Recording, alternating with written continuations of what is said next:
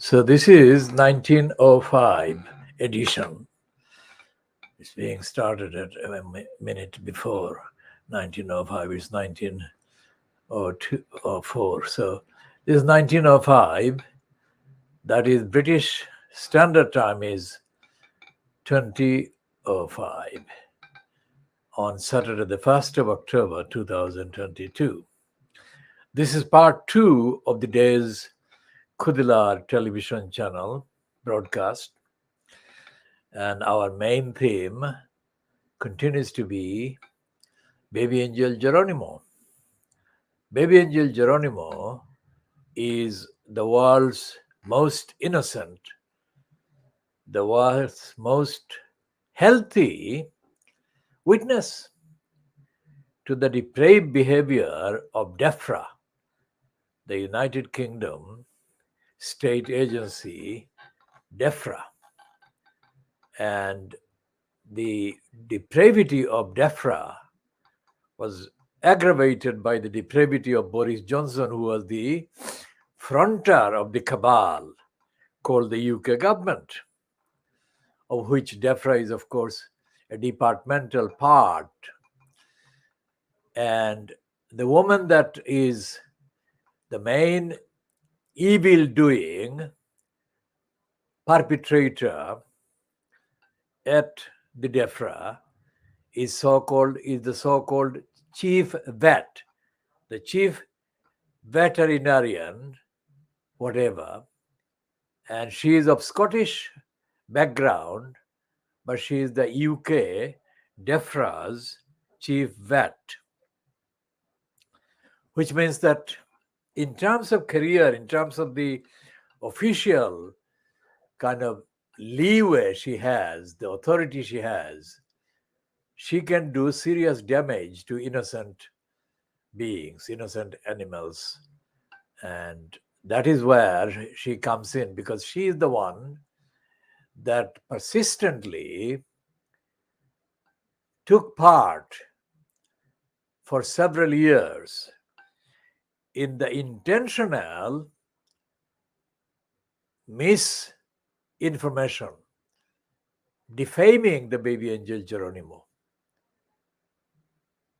demonizing the BabyAngelGeronimo, making false claims about the health, the state of the health of the BabyAngelGeronimo. And we shall continue to provide all our subsidiary commentary about other wrongdoings and misuse and abuse of power by decision makers stationed, employed, located at various stages, at various agencies of the state, as well as the so-called non-governmental organizations that are kind of subject to the approval of the government agencies.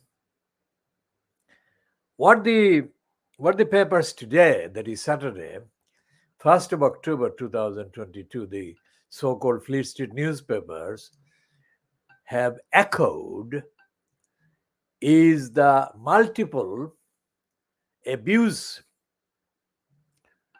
of the huge sums of money available to the government to promote the agenda that is nothing to do with the well-being and welfare and the fairness of access to resources of the ordinary people in this country, in the United Kingdom, so-called. United Kingdom, we use as a so-called United Kingdom because of the perilous state into which the UK Union has been put by successive, that is chronological, successive conservative governments, starting on this side of Tony Blair and Gordon Brown, by Cameron, the liar David Cameron, the liar Theresa May, the multiple liar and criminal, Boris Johnson. Now, if anyone was watching this antics and the stupidities and idiocies and incompetence and cruelty and depravity and corruption of Boris Johnson, if anyone was watching him and thinking, oh my God, I mean, this is unprecedented badness and unprecedented low level of performance and conduct by the conservative so-called prime minister. If anyone thought that, well, Liez, whose name we have had to edit, Liez Truss, has put paid to the credibility of any such assessment, because she is not only bad, she is really bad. She is really bad and she is crazy, she is stupid and she is idiotic, to the power, multiplied to the power of whatever, any number. Unprecedented actions have been taken by otherwise very discreet kind of outlets and outfits. Okay, the Bank of England has been doing all kinds of things at the behest of the government, despite the fact that the Bank of England was set free from the shackles of central government control by Gordon Brown, but that has made no difference really. But in the last 10 days, the UK Bank of England has really indeed taken, or has had to take, unprecedented emergency action in order to keep afloat what is called the UK economy. And there would have been a huge run on the reserves called the pension funds. Various people who work in various positions and various organizations and various capacities obviously have their hard earnings kind of set aside for their retirement, which is a very precious commodity, precious asset for themselves, for their future. Now, that was the main last resort. That huge sums of money called the pension funds, various government departments and companies maintain the pension funds. Those funds came under almost annihilation, because in the capitalist system, so-called, the real professionalism is in the craft with which they steal money, big time. The fraudsters operate from the city of London under the guises of exchanges, this, that, and the other, and the hedge funders. All these crooks and big criminals, operatives, were almost ready to pounce on the pension funds. And the Bank of England had to take the central strategic steps to avert the disaster of the pension funds being looted. This never came to this, not in the living memory as far as can be recalled. And I have been and am essentially an investigative journalist of no particular ideological persuasion, except that my adherence, my loyalty has been and will remain absolutely to the search for the truth and the upholding of the truth, regardless of who the truth exposes. And I have observed the people from both as a kind of inside journalist within the kind of vicinity or the neighborhood of Fleet Street, and also, of course, mainly from outside.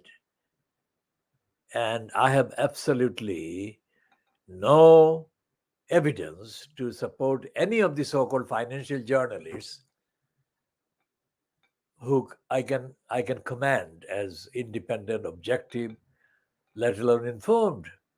The British press may be held outside because of the legacies and remnants of the imperial grand kind of levels and platforming. And the British press is a disgraceful collection of liars and lies. And the so-called National Union of Journalists, of which I had been a member in the 70s,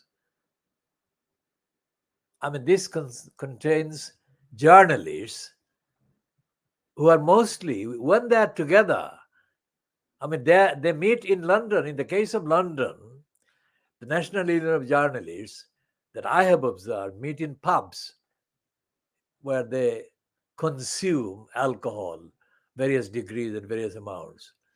I mean, those who do that in order to get their kind of inspirations for the conversations or whatever.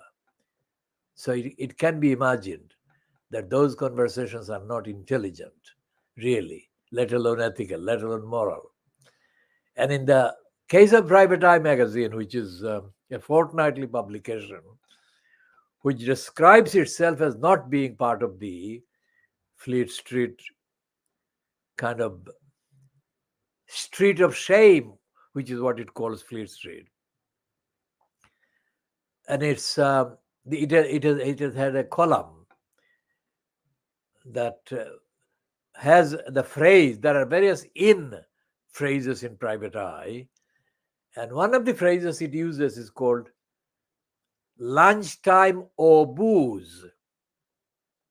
Lunchtime or booze, B-O-O-Z-E, booze meaning alcohol and drinks. That is a reference to the gossip and indiscretions witnessed and observed and perpetrated during the most prolonged lunch break that the prominent members of the Street of Shame take or have taken traditionally. Lunchtime or booze. That gives a summary of the image that Private Eye has of Fleet Street. And the ordinary people, most of the people whom I call members of the Little Englanders, kind of little world, where Little Englanders think that the world, the planet Earth, all the huge continents are far smaller than Little England.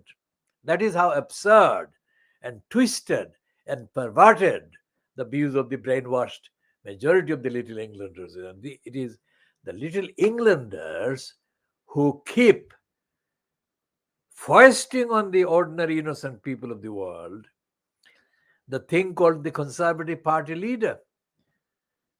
And then in the context of the messed up lack of constitution, that means that no matter how many times they kind of ditch the leader, it becomes still the occupant of the office of Prime Minister, which is what is happening with the Liez Truss. Liez Truss is a woman that I noticed in terms of her public appearance in the public as an adulteress, and that I consider a political sin. I'm not giving a moral opinion, but a political sin, because she was married when she was sleeping with the former MP for the cities of Westminster and London, Mark Field. She was doing it brazenly in the knowledge of her husband. Now, as I said yesterday, in the last or latest relevant edition of the KhoodeelaarTV television channel, that husband himself is gormless, lacking in self-respect, to the point that he has been appearing before cameras along with Liez Truss and grinning, shamelessly grinning, as if he has done something to be proud of.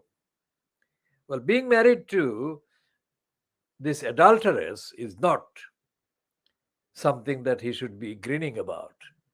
But he is. He has been. That is the point I make, and that is the point I make because of the evidence, not because I knew him or knew about him until he surfaced in the most recent kind of weeks. Now, Liez Truss, when she was kind of produced to the public by the liar David Cameron, her profiles suggested to me that she was a person of law, morality, and ethics. Now, I had no direct observational evidence to form that opinion. I formed that opinion based on the collection. The majority of the kind of profiles and promoted pieces about her constituted a collected or collective image of her, which was very poor, very bad. Now, during the so-called hustings that she agreed to take part in, she didn't agree to take part in every one of the hustings that were organized, but she did appear in some against Rishi Sunak. What she came across as was intentional brazenness and bravado and boasting.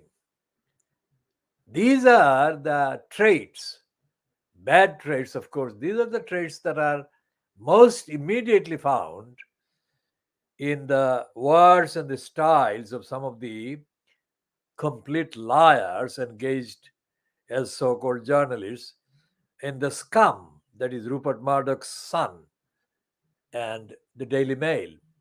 And one of the worst offenders is, of course, Quentin Letts, shameless and brazen to the point of complete, personification of poison.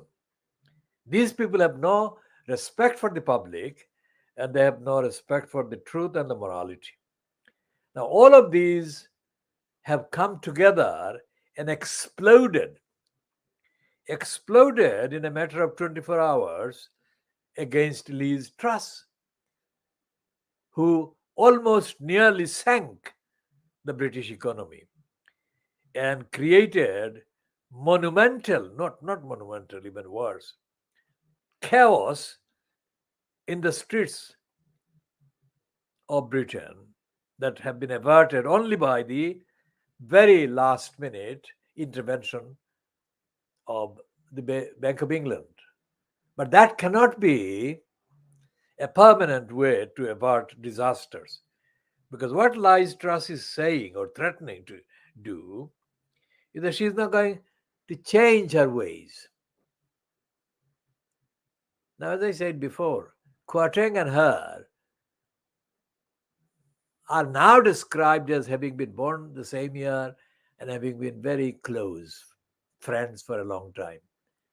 That is news to me because I was only aware of her relationship, perverted relationship with Mark Field. I wouldn't put it past her not to have had a kind of deeper relationship with Kwarteng, because Kwarteng has had multiple other relationships other than the wife that he's married to now. I say this because of the unfitness for public office on the part of these people, each one of them, because of this kind of behavior. Because this shows dishonesty and lack of shame. Now, after he left office, that is office of Prime Minister so-called, Johnson has been featured in a little report published too late, I would say, about his relationship with Jennifer Arcuri. Now, what I noticed in the report, the version of the report that the Guardian has published is that the Fleet Street kind of paint this woman, Jennifer Arcuri, as the main offender, wrongdoer. That cannot be the case. Not because I know Jennifer Arcuri any more than I know any of the other women that he has had relationships with. But Johnson has been a serial sexual pervert in that he engages and he has engaged in sexual perversion or perverted sexual relationships in the most shameless way. For example, the Arcuri revelations included the report that he took her to his then married home, married while he was married to Marina Wheeler. Marina Wheeler is the elder, I think, is the daughter of Charles Wheeler, the BBC foreign correspondent, the former foreign correspondent. Marina Wheeler's bed is where Arcuri was taken by Johnson, and he did the whatever.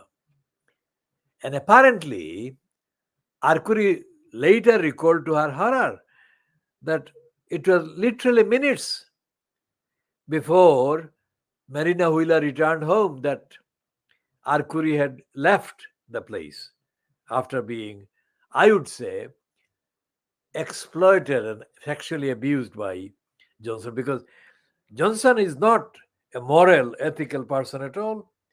It is brazen gratification, absolute brazen kind of gratification of the worst kind.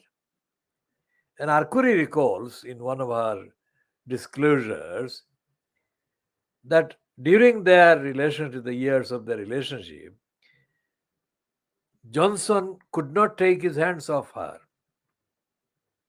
which is absolutely believable. Now, so many women have come forward with all kinds of tales and recollections about Johnson. But we didn't have to have any of those women give their evidence, because in other respects or in other parts of his life, Johnson has lied.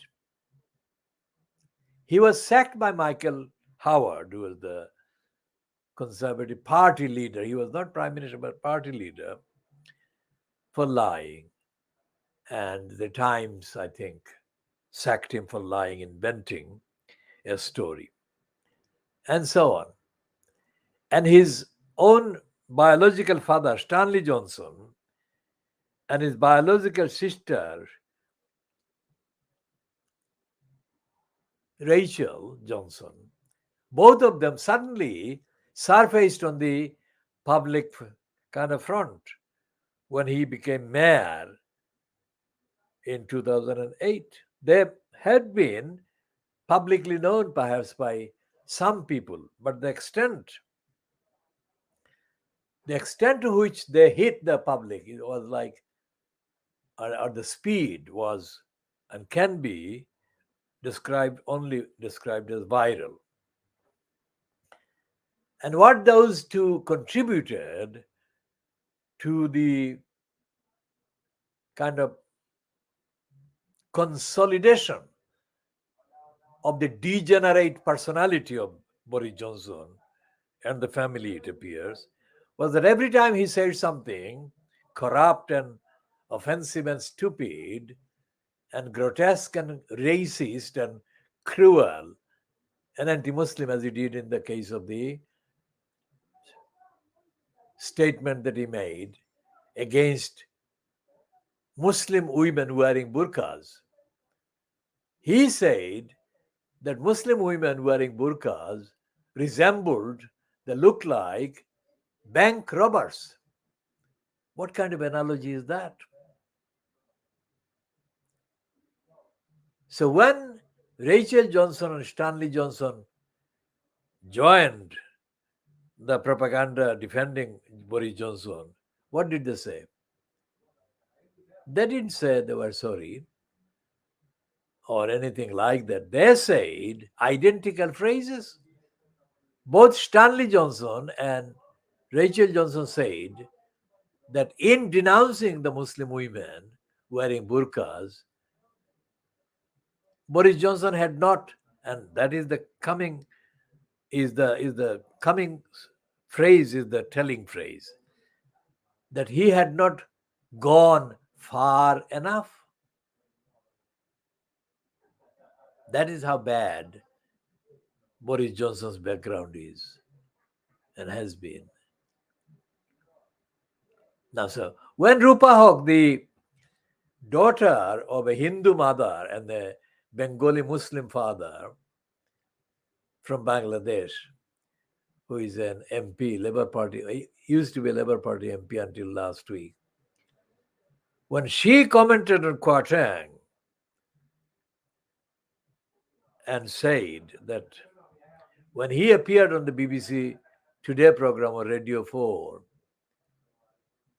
what she was saying was that his accent didn't come across as the accent of a black man, that he came across, or he was, because of the artificiality of his accent and his utterances, he was a superficially black man. When she said that, I mean, she was obviously sacked by Starmer, who wants to be known at this stage as being the next Boris Johnson and stamp on the slightest kind of errors made by particularly a Muslim politician or person.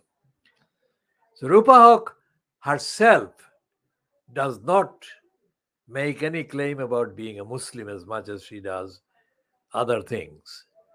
But she is seen as a Muslim. See the difference?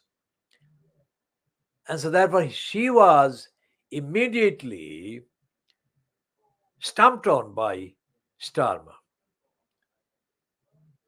I don't think that Starmer would have done anything like that if Rupa Haque had not been a Muslim and if she were a white woman.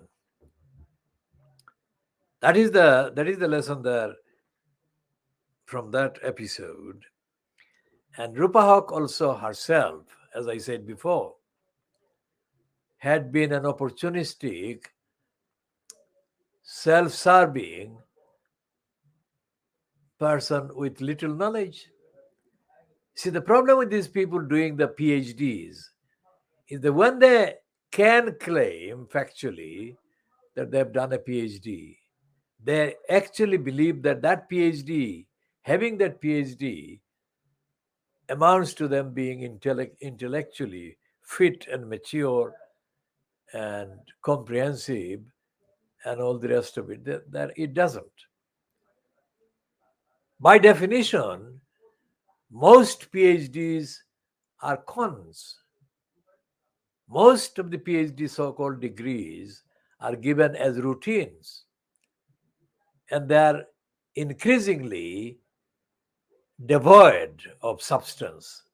And there is hardly any engagement with morality, ethics, whatever. I mean, how many PhDs would it take to produce the equivalent of a one page of what Aristotle or Socrates or Plato or whoever, one of those philosophers wrote, or any of the poets? There is no amount, there is no number of PhDs that can be got together to produce the amount, the depth, and the weight and the impact of any of those philosophers.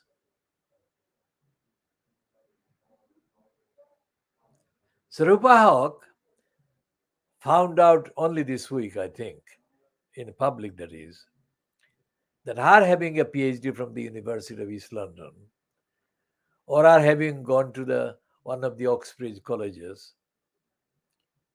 is meaningless. Because if she had no sense, political sense, ethical sense, and the wider sense to contextually address the whole of the UK, then no matter what PhDs or what degrees she had, she would not count as being worth listening to or worth recognizing. Rupa Haque has, of course, cultural problems with her own backgrounds. She has not come across anywhere as being culturally at ease with the Bangladeshi community. But she has been a parasite, politically, professionally, careeristic parasite, abusing and selling the name of the Bangladeshis. Same is the case with so many others.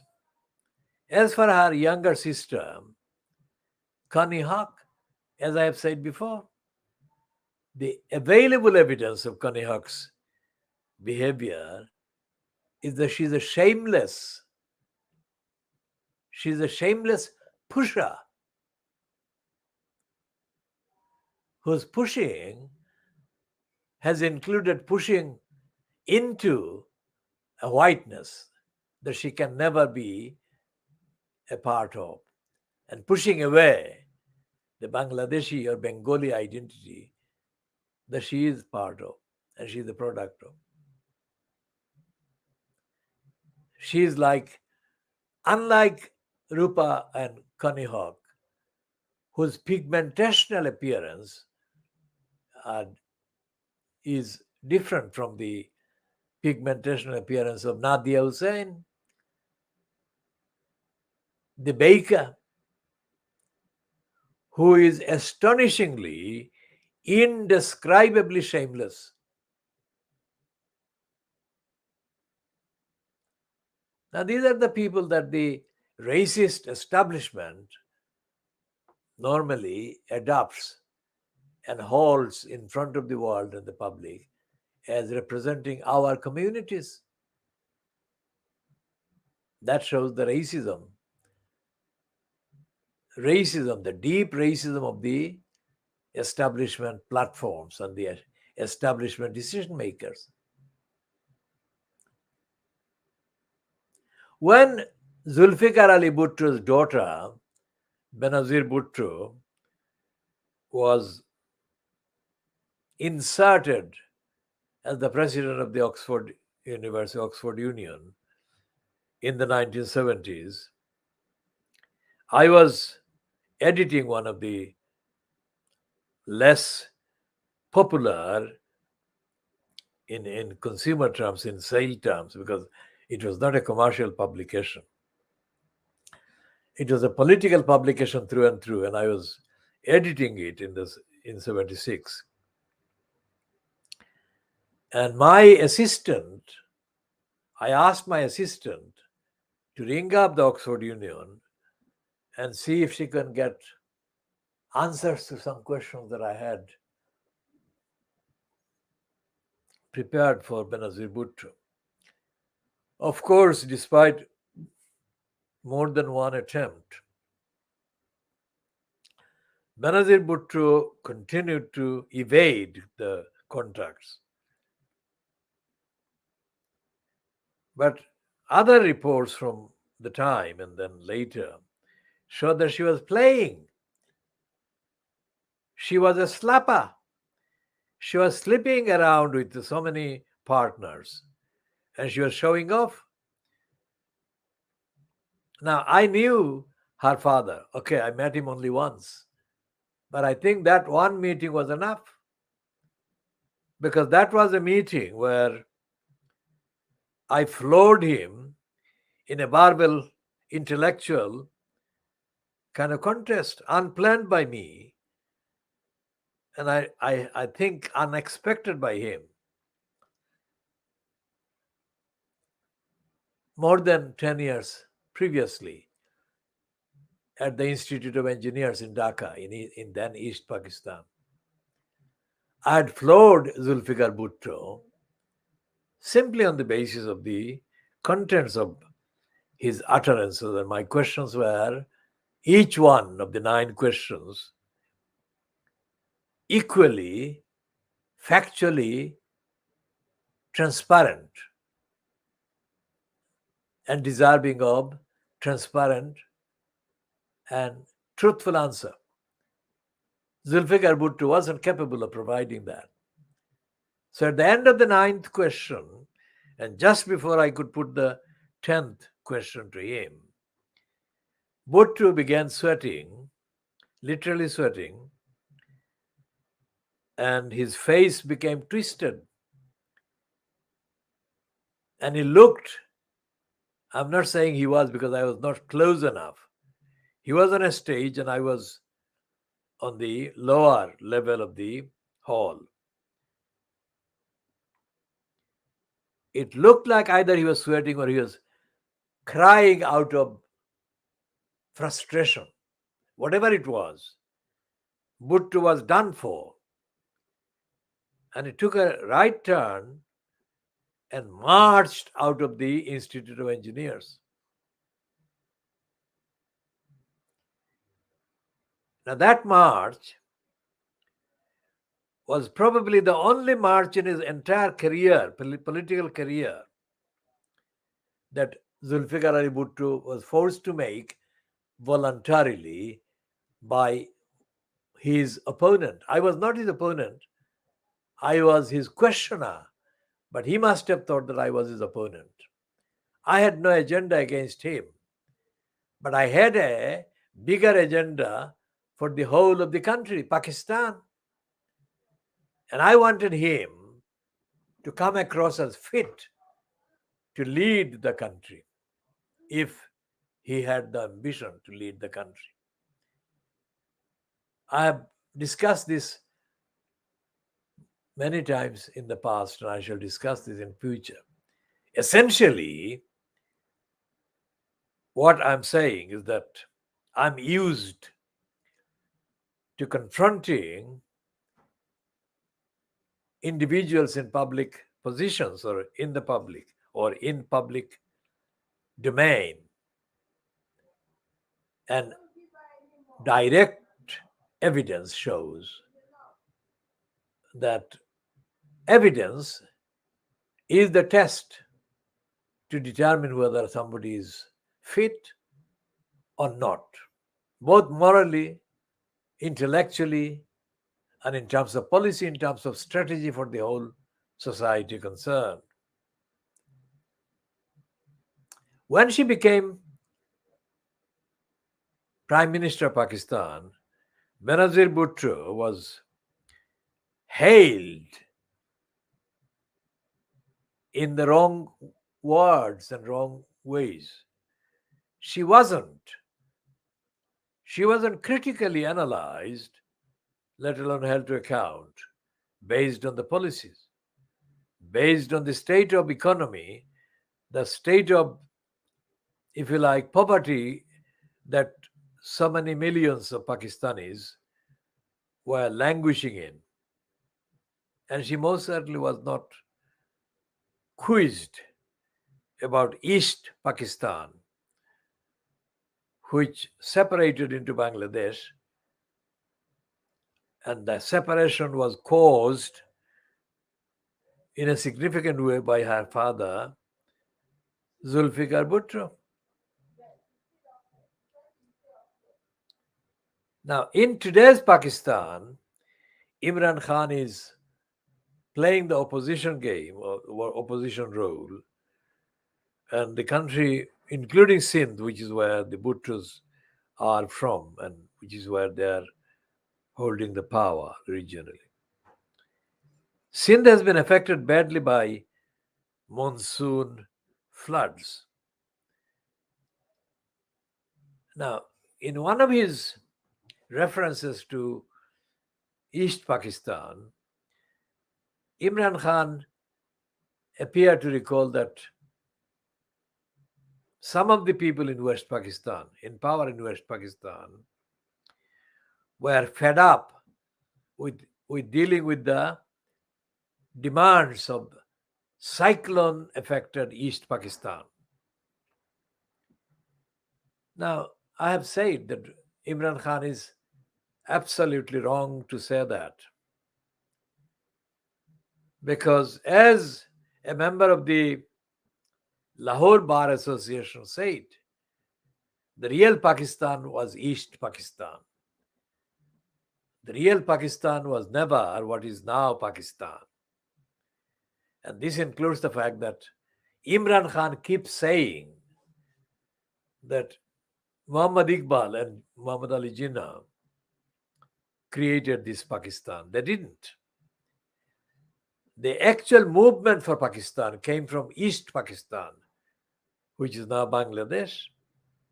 And all the arguments, all the evidence, all the materials that were used for Pakistan, that became a country in its own name in August 1947, were contributed, generated, created by people like Sher Bangla Fazlul Haq, by other leaders from East Pakistan. And what happened in the series of events, culminating in the events of 1905, defined the future of the subcontinent. And I'm talking about now, and I'm talking about the contextual evaluation of the subcontinent of the last 75 years. That evaluation has been overdue. And although Imran Khan has been giving speeches and has been giving speeches that have been popular with the majority of the participants, attendees, in the context of today's Pakistan, Imran Khan will not solve the problem even of today's Pakistan if he remains reluctant to acknowledge the truth of the real Pakistan. Imran Khan is not in a position to make patronizing references to Bangladesh. He is not in a position to make any patronizing references to East Pakistan. And he has now made things worse by making his own patronizing comments about Bangladesh and East Pakistan.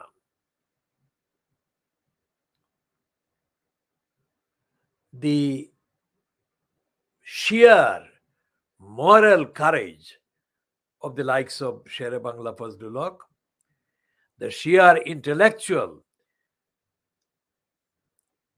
strength of the likes of Sher Bangla Fazlul Haq, and the sheer moral, ethical, mobilizing personality and power of Abdul Hamid Khan Bashani. These are legacies that cannot be matched by any number of references to Muhammad Iqbal or Muhammad Ali Jinnah. These are different types of contributions. And Imran Khan will be missing the main evidence. And if he misses the main evidence, his so-called revolution will collapse, crumble. I mean, when people are riding on the waves, just like Liez Truss was riding in the days before the Conservatives in the UK announced her the leader of the Conservative Party. The people have the tendency to make grotesquely overhyped self-promotion. Now, Imran Khan's language, I've studied the language, And the language is very egotistic. He refers to most things about his leader Muhammad Iqbal, his leader Muhammad Ali Jinnah.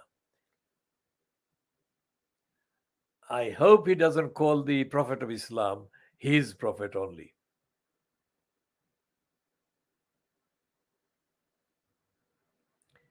But he has to learn to curtail his egotistic references and curtail them forever, not to monopolize the identity of the collective identity of the people of Pakistan, what is now Pakistan, as if they belong to his domain. They don't.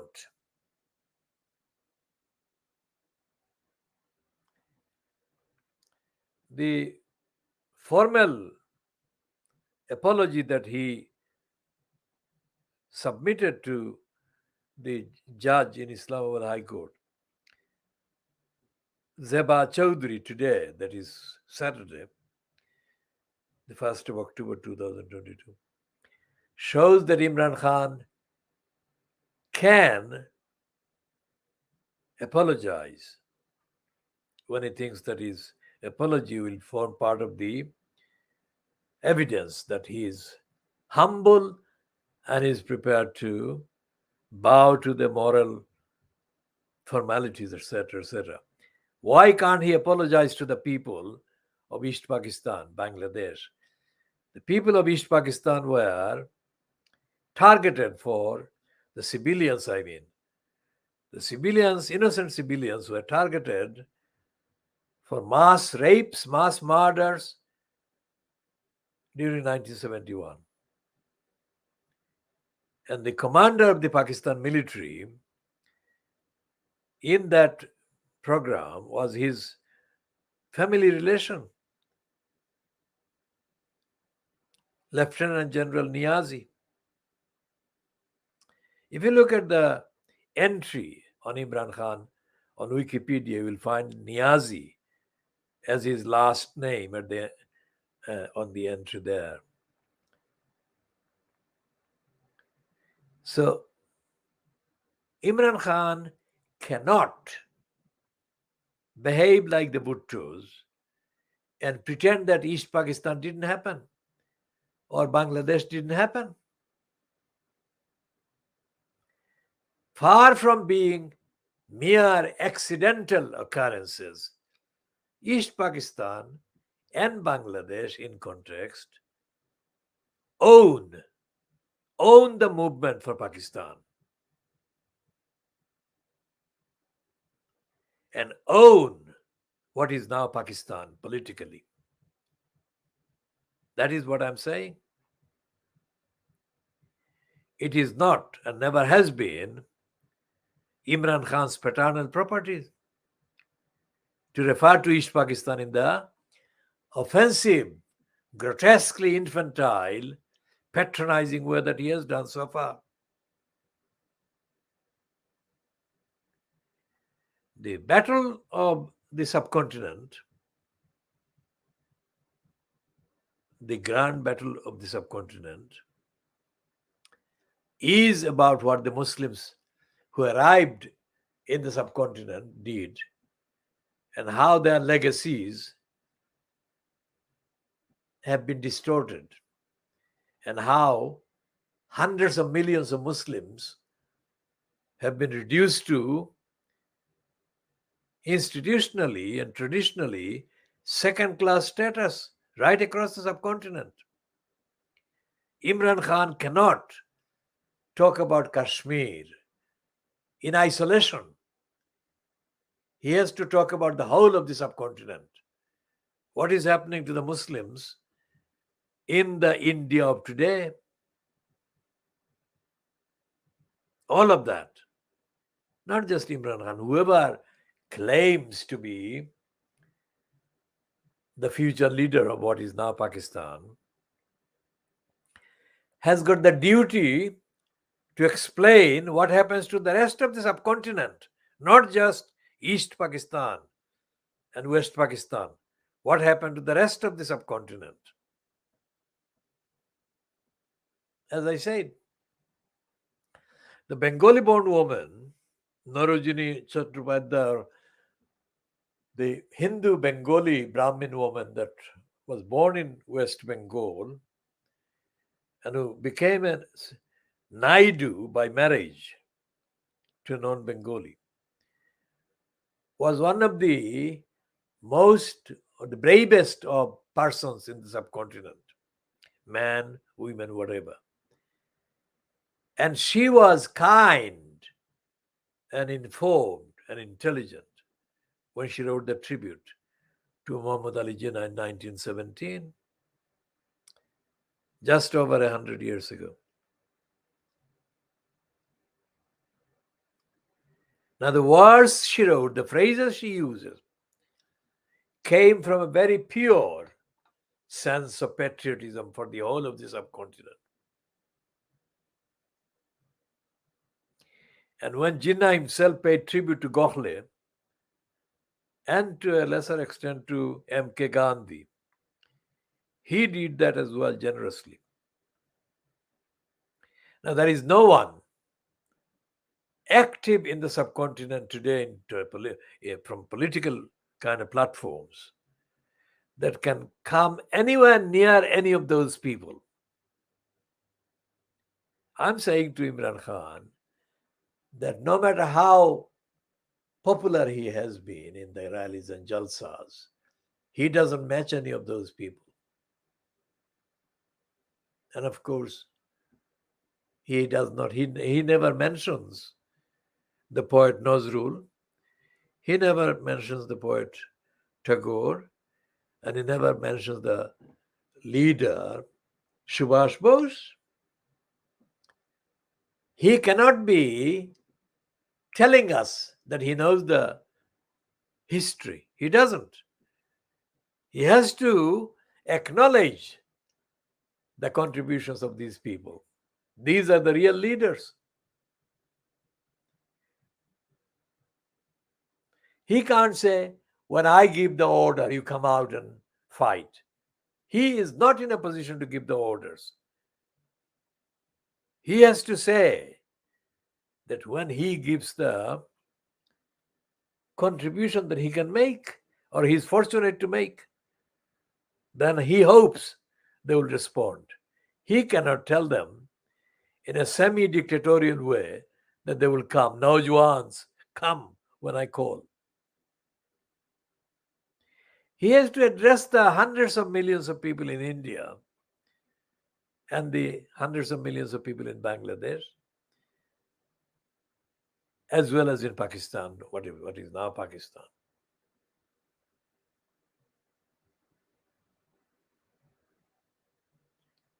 And he has to stop capitalizing on the bank of celebrity when he was a cricketer. Okay, it worked when he was a cricketer, but that's not the source of solutions to the problems that await urgent attention. I shall talk more extensively about the money that he has been getting from donations from Canada, from America, from the UK, Pakistanis abroad another time. Because of course he has been getting huge sums of money by way of these donations in the telethons that he has done so far. But I am not going to do any of that out of any intention on my part to deny due recognition to Imran Khan for the role that he has played in opening up the debate for the future of the country, future of the subcontinent. Pakistan ka matlab kya, la ilaha illallah. That is a too dangerously ambitious slogan. Can he deliver it? It's not a joke to recite the kalima as a political manifesto. He must know this is very dangerous. If he slips and if he is found to have deluded himself and thought that, well, he would mesmerize the masses who are otherwise desperately hungry for genuine moral leadership, and then he can do the trick and he can then forget all about it. That will not do. And Imran Khan must know that Pakistan ka matlab kya, la ilaha illallah is very, very serious statement, slogan, and claim to make. Compared to what has been happening in the Pakistan of today, the Bangladesh of today is a political land that is absolutely going through darkness of its own making. When I say Sikh Hasina, not Sheikh Hasina, I say that intentionally because of Sikh Hasina abusing, thoroughly abusing, along with her father, sister Rehana, the name of their father.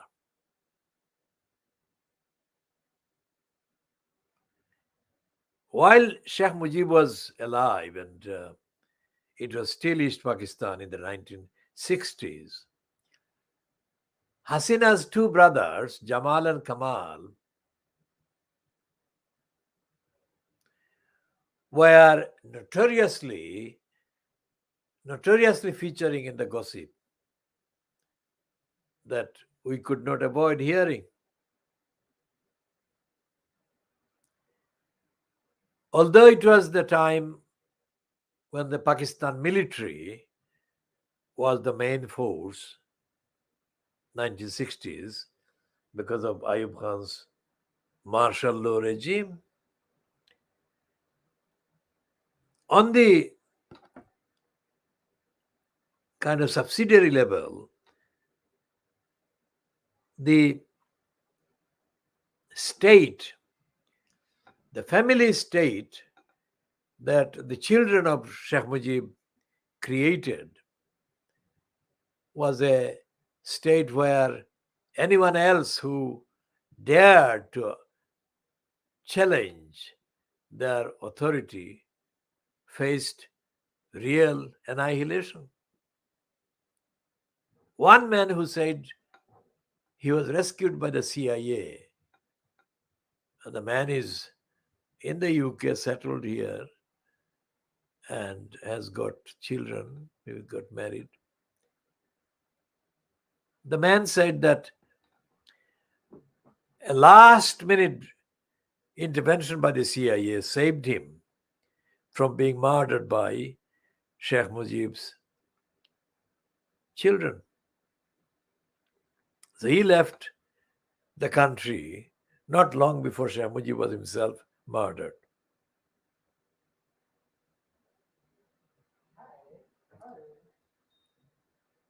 So when Lawrence Lifshulz and other criminals pontificate and say that they know about Bangladesh and they know that the CIA was behind Sheikh Mujib's murder, they should be telling the truth, because this man who was saved by the CIA was very much a part of the ideological movement that they were building around the personality of Sheikh Mujib. But Sheikh Mujib's two sons, those two sons, not Russell, who too young, but Jamal and Kamal, those two behaved very much like the younger son of Indira Gandhi later.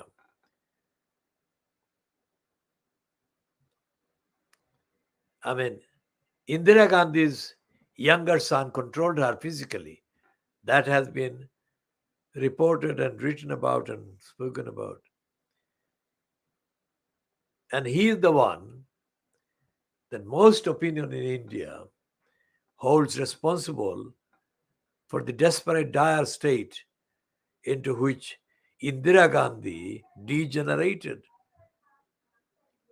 and into which her political kind of identity fragmented and led to her personal assassination.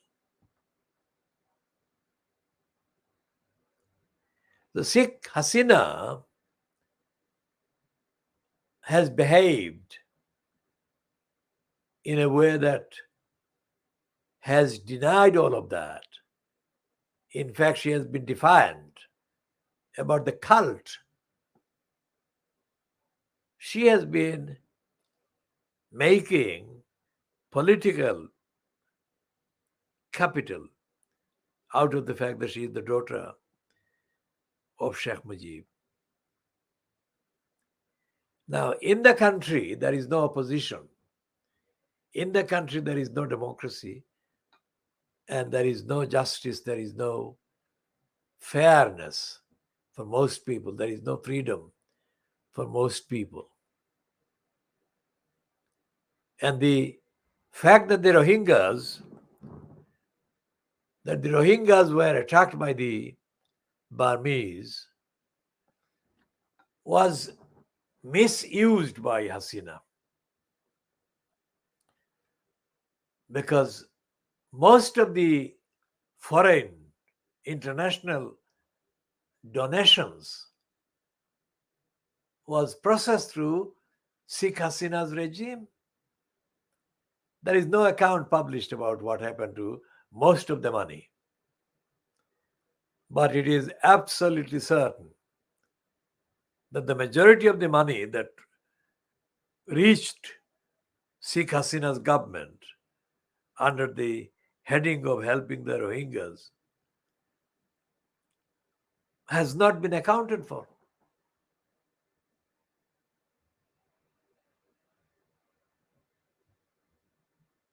And it is the Rohingyas that saved Sheikh Hasina from serious serial crisis, because the appearance of a nearly million strong people in Cox's Bazar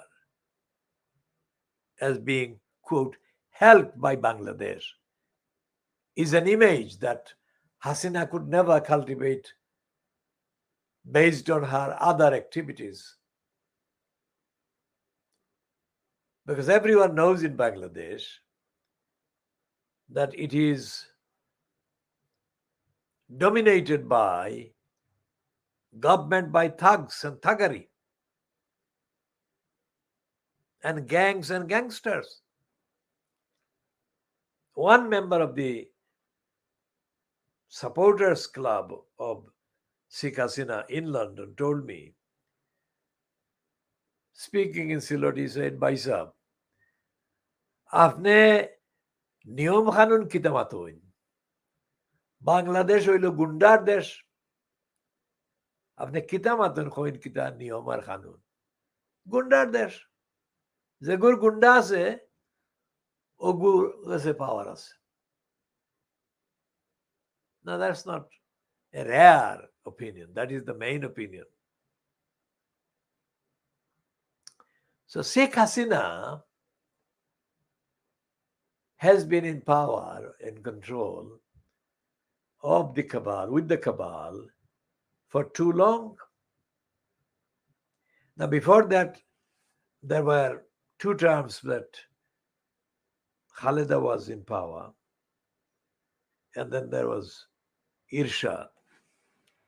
And before Irshad, it was, of course, Ziaur Rahman. Now, through all these years,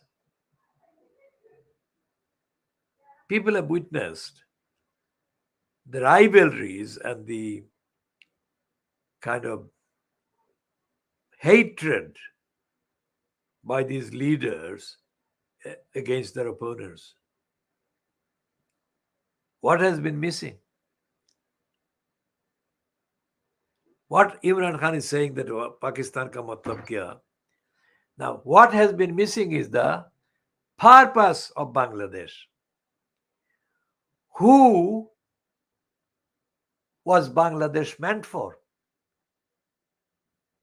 Was it meant for ordinary people of Bangladesh? Or was it meant for the families?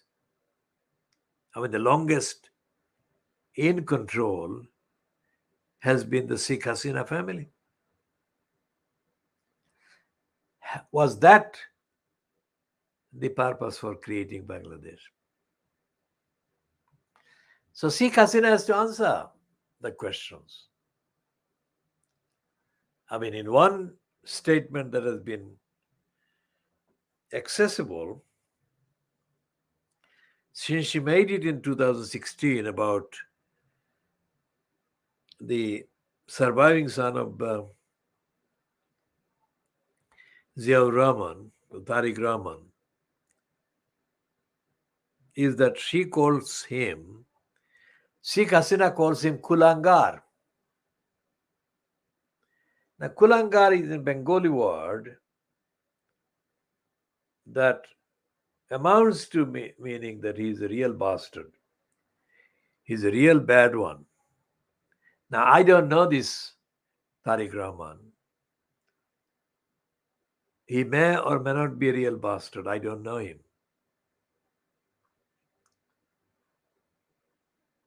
But for him to be forced to stay in the UK, abroad, and not dare return to the country, Bangladesh,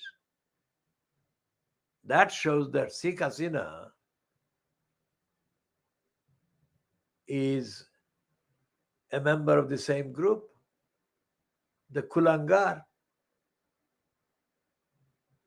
because he is the son of Ziaur Rahman, and she is the daughter of Sheikh Mujib. As the son of Ziaur Rahman,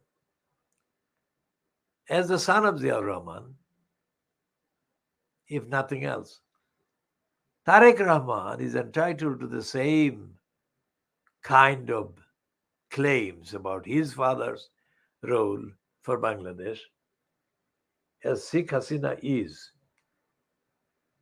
or has been making about her own father.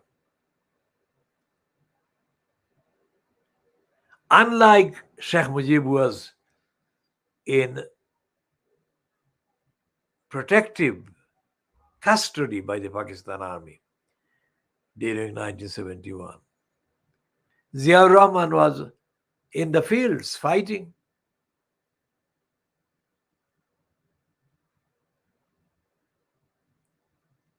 So Ziaur Rahman's son, Tariq Rahman, no matter how bad he is personally, is entitled to the same qualified references and privileges because of his own father's contributions that Sheikh Hasina has taken for granted and distorted and has become, practically, she has become beyond question. Now, she has personally no right to claim that. Even Sheikh Mujib, when he was alive, he never personally would have wanted to become a dictator. But the plotters who wanted to destroy democracy, they created Bakshal and made him come across as a threat to democracy.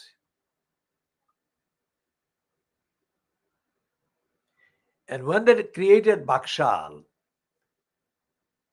they murdered Bangladesh independence.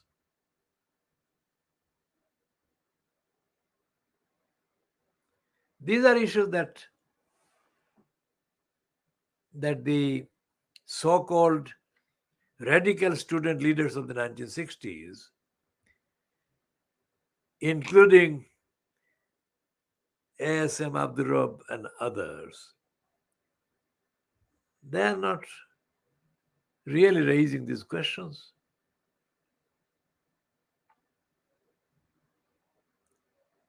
They're too heavily engaged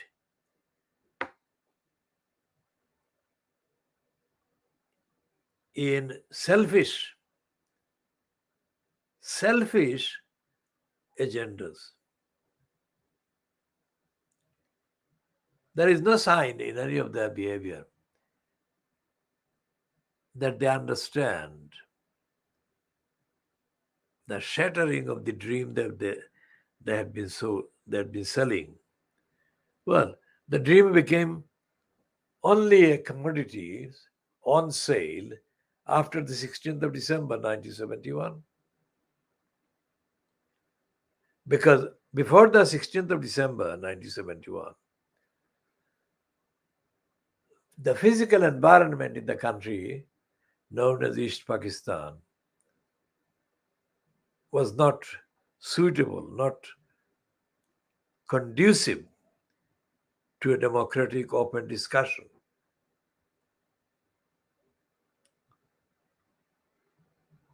That only began as a possibility after the 16th of December 1971, but it was stifled.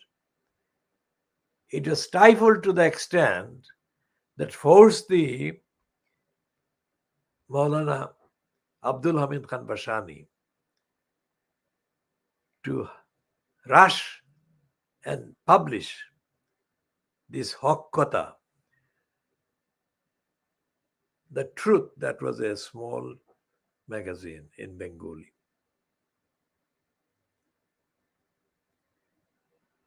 There was no sign of discourse for freedom, discourse on freedom.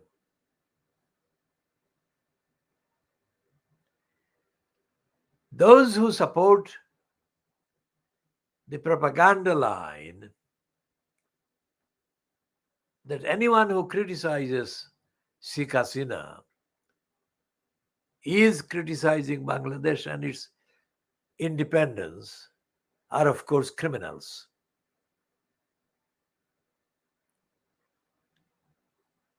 Because during the 1960s, which is when it all happened, autonomy, remember that word? That was what the main demand was. Autonomy, the phrase was provincial autonomy, East Pakistan. Even that was being denied by the controlling military clique, dominated by Ayub Khan, of course, and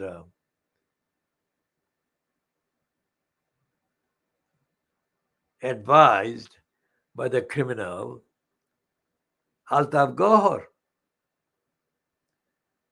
I mean, Gohar was a brazen liar. I have already recalled my 2 encounters with the liar in London.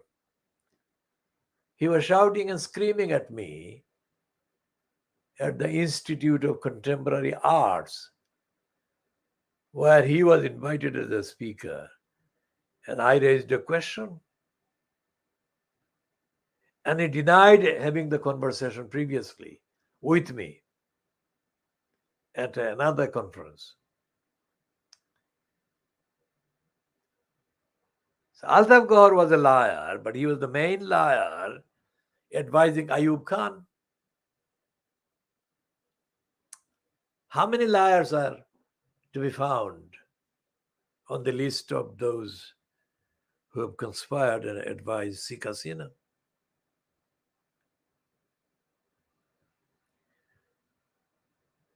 There are too many. But the moral background to the silence of the opposition is the fact that among the so-called political parties, there is no moral,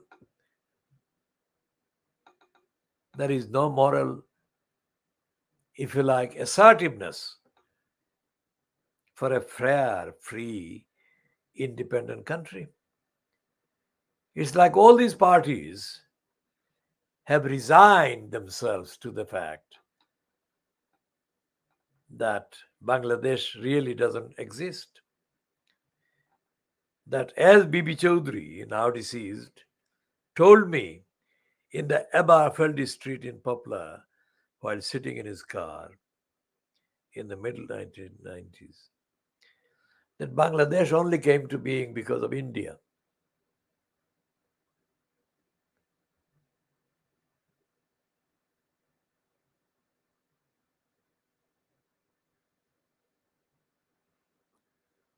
So that is the actual vacuum that dominates Bangladesh politically. And that is not good. Because that vacuum is almost the point before the disintegration. What would happen if Bangladesh disappears, as Bibi Chaudhry claimed it would, because if India decides, it would become another Kashmir. And mass murders by the Hindutva regimes would happen. And there wouldn't be any defense against that. Because internationally, there is no forum internationally for protecting Muslims under attacks. Muslims in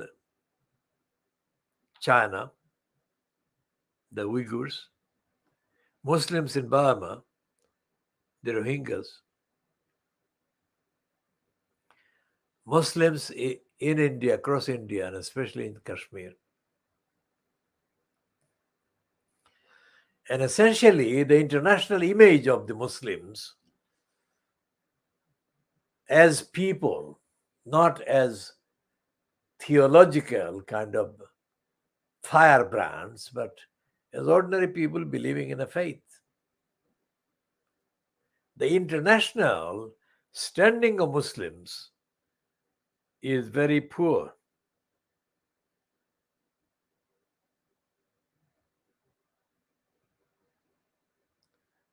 And that poverty of moral stature, standing, goes back to events like the 1971 behavior of the Pakistan military against innocent East Pakistanis, men, women, and children. Now, there is a huge opportunity for Imran Khan to repair that, or start to repair that. And Imran Khan should actually extend his efforts and strengthen it by including the plight of the people of Kashmir and the plight of the Muslims across India, and making the moral platform bigger than anything the Hindutva promoters can make. How long have we been on this broadcast? It's 1 hour, 19 minutes. So we shall conclude this one at this time, but we shall obviously conclude other and update on other issues and topics and on these ones that we have discussed. I'm doing this because of anyone who would want to view these broadcasts would need to have manageable volume, not too long single volume. So that's what I'm doing. So this is being concluded at 2024 hours GMT equivalent to 21, 24 British Standard Time. And I say, reciting from the Quran, referring to the Quran, truth shall prevail and batil will disappear.